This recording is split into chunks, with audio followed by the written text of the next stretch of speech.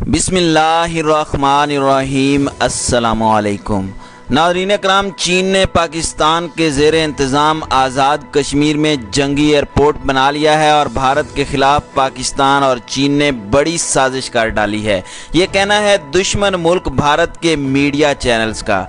भारतीय मीडिया चीख चीख कर दुनिया को बता रहा है कि कश्मीर के मामलात पर पाकिस्तान और चीन मुश्तरका तौर पर भारत के ख़िलाफ़ नबर्द आज़मा हैं। भारतीय हुक्काम समझ नहीं पा रहे कि आखिर दुनिया के दो अहम और ताकतवर ममालिक यानी चीन और पाकिस्तान का मुकाबला कैसे करें। भारतीय हुक्काम और मीडिया ने मजीद क्या कहा, इस पर आगे चलकर आपको बताएंगे। जबकि दूसरी जानिब अमरीकी जरीदे ने गुज़श्ता रोज़ पाक भारत जंग की पेशगोई कर दी है। क्या लद्दाख की शिकस्त का बदला पाकिस्तान से लिया जाएगा और क्या चीन भारत को चारों सिमत से घेर कर जबरदस्त कटाई करने की पोजीशन में आ चुका है, ये सब आपको आज की वीडियो में बताएंगे। नाज़रीन इकराम, चीन और भारत में पैदा होने वाली कशीदगी आए रोज़ संगीन सूरत हाल इख्तियार करती जा रही है, जिसमें भारत को वाज़ेह शिकस्त होती मालूम हो रही है और इसका एतराफ़ खुद भारतीय हुकूमती मशीनरी और आला ओहदेदार भी कर रहे हैं। ताहम चीन और भारत की कशीदगी के हवाले से ताज़ा तरीन इत्तला ये सामने आई है कि चीन ने नेपाल की तर्ज पर मुतनाज़ा इलाका जात का नक्शा तैयार करके दुनिया के सामने पेश कर दिया है। ताहम नक्शा पेश करने का अंदाज इंतहाई अनोखा था। तफसीलात के मुताबिक चीनी फौज ने भारत से हासिल किए गए मुतनाज़ा इलाके पर बड़े अल्फाज में चीन लिख दिया है। चीनी फौज ने पेंगोंग झील के किनारे 180 झोंपड़ियां तैयार की और उन झोंपड़ियों की मदद से मुतनाज़ा इलाके की ज़मीन पर लफ्ज़ चाइना नुमाया किया गया।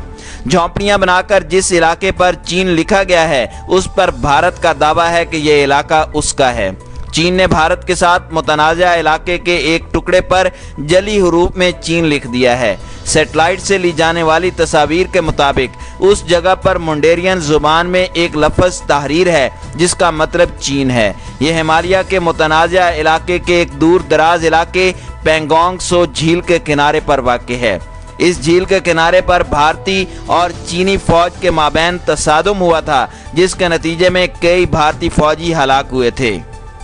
नाज़रीन इकराम, ये भी कहा जा रहा है कि चीन ने मुतनाज़ा इलाके का नक्शा भी जारी किया है, जिसमें नए हासिल किए गए इलाके को चीन का हिस्सा कहा गया है और यहाँ पर झोंपड़ियाँ भी तामीर की गई हैं। पेंगोंग त्सो झील के किनारों को 2 उंगलियों की तरह तकसीम किया गया है, जिस पर 1 से 8 तक गिनती लिखी गई है, जिसमें से भारत का दावा है कि 8 तक गिनती का इलाका भारत का है, जबकि चीन के मुताबिक 4 तक भारत का है, जबकि इससे आगे का इलाका चीन का है।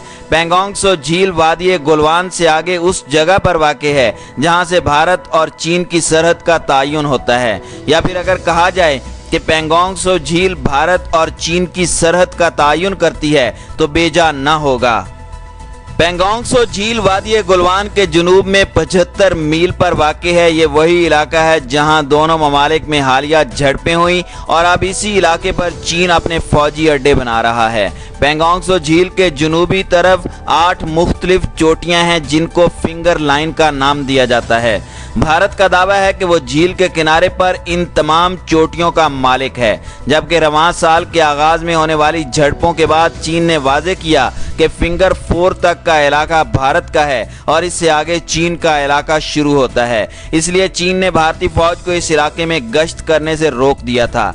चीन हाल ही में जारी इस तनाज़े पर कोई बात नहीं कर रहा, मगर भारतीय मीडिया और भारत की अहम तरीन सियासी शख्सियात चीख चीख कर मामलात को दुनिया तक पहुंचाने की कोशिश में मसरूफ़ हैं। यहाँ तक कि भारतीय मीडिया ने पाकिस्तान और चीन के मुश्तरका प्लान को भी अपनी शाह सुर्खियों का हिस्सा बनाना शुरू कर दिया है।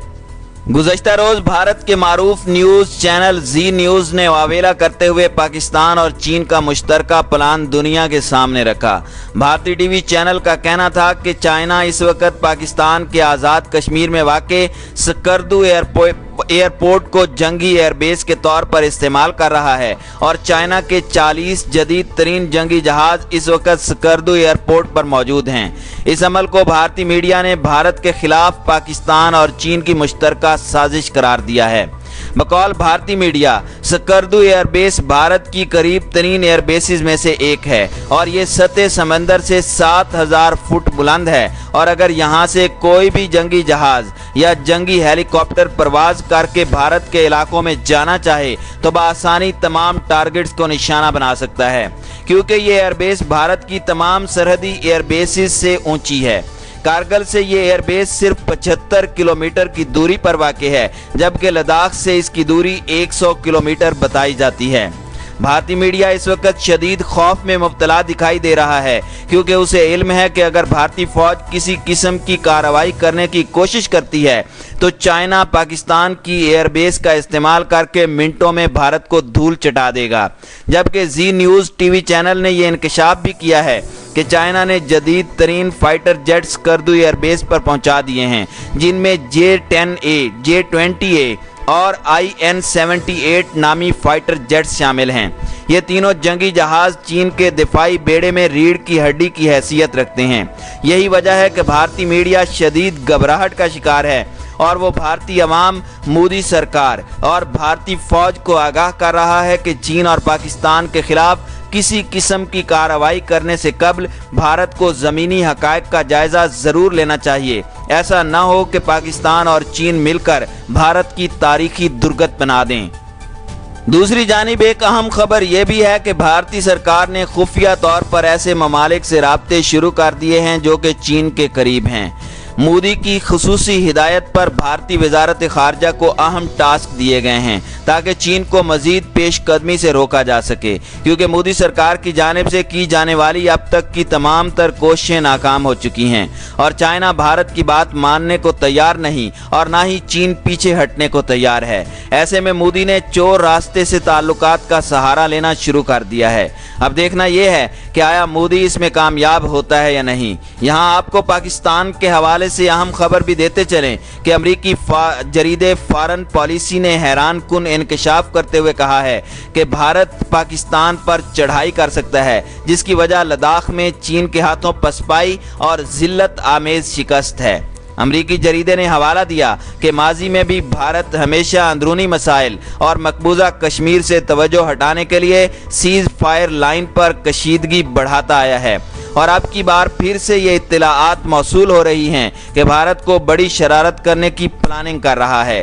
अमरीकी फॉरेन जरीदे फॉरेन पॉलिसी में शाये मजमून में मजीद कहा गया है कि लद्दाख में चीन के हाथों शर्मिंदगी पर भारतीय हुकूमत को कई सवालों का सामना है।